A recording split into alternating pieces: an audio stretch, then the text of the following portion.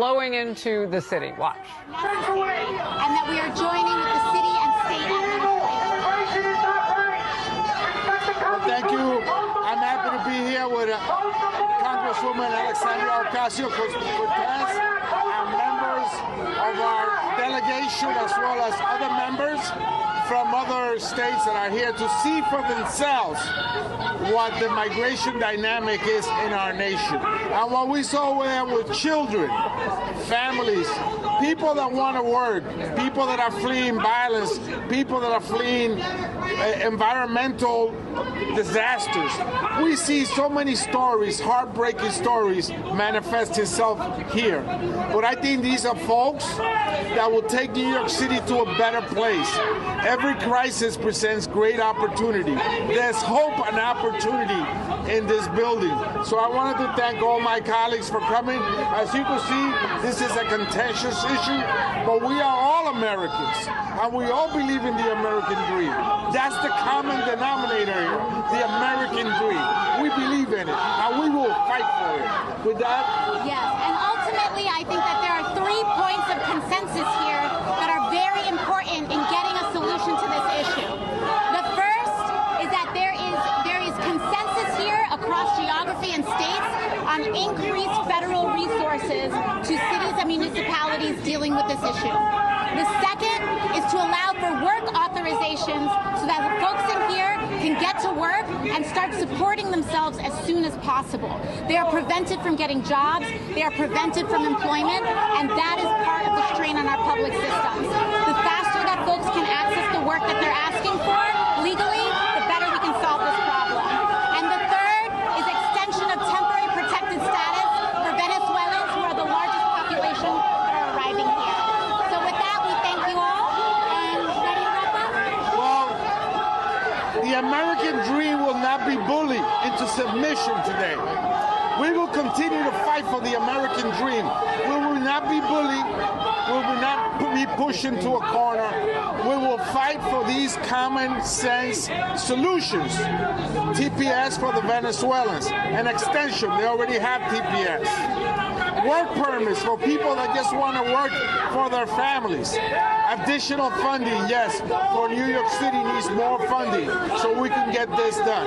God bless you, America. We love you. All right. What are you guys doing to get additional funding? Thank you. We're going to fight for a supplemental that will include funding and language in it that will guarantee funding for New York City. That's correct.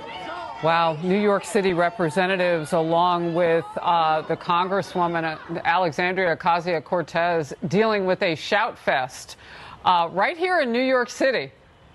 They are ready for close the border, and anti-illegal immigration is their stance. And some of the words got pretty colorful, and they were drowning out the Congresswoman and other Democrats who were there.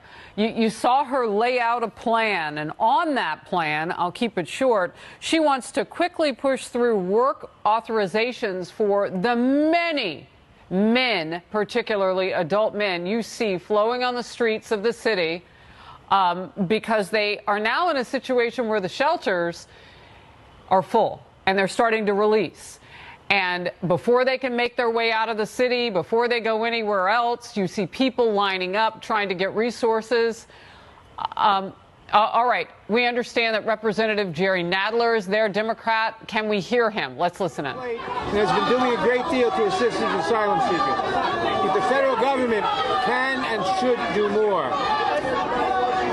That is why I support additional funding for the shelter services and program in the supplemental budget to give additional resources to New York and other cities welcoming migrants.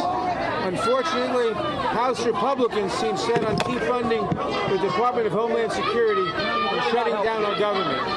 I also led a letter with Immigration Subcommittee Ranking Member Jayapal and over 100 of our colleagues to urge the administration to use all the tools available to them to provide stability to asylum seekers and undocumented immigrants in our communities. The administration has the flexibility to provide faster access to employment authorization documents and to protect families by redesignating Venezuela for temporary protected status.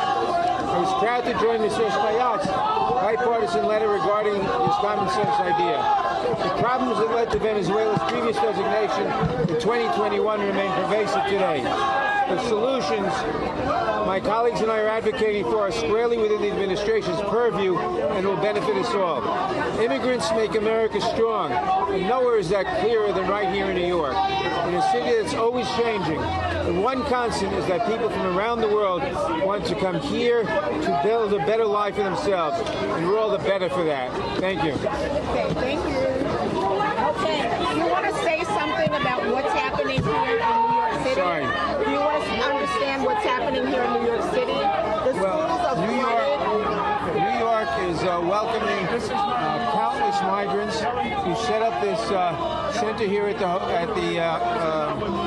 Roosevelt Hotel to process these migrants, to make sure they're fully vaccinated, to make sure to connect them with relatives and send them on their way if they know where they want to go, to give them employment counseling. You know where they're going on the tour because there are some issues? I'm sorry? There are some issues in the schools in New York City. There are issues in the what? The schools in New York City. What about them? Okay, there's an overload of students, and we need more ESL Well, we teachers. certainly need more ESL teachers, and we need more help from the federal government, without question. Okay. And one of the key things the federal government can do is to provide temporary protected status for Venezuelans who are more than half the migrants, so they can get work permits immediately. Okay, and can you identify yourself for our I'm audience? Congressman Gerald Nadler of New York, right here, in fact. Okay, excellent.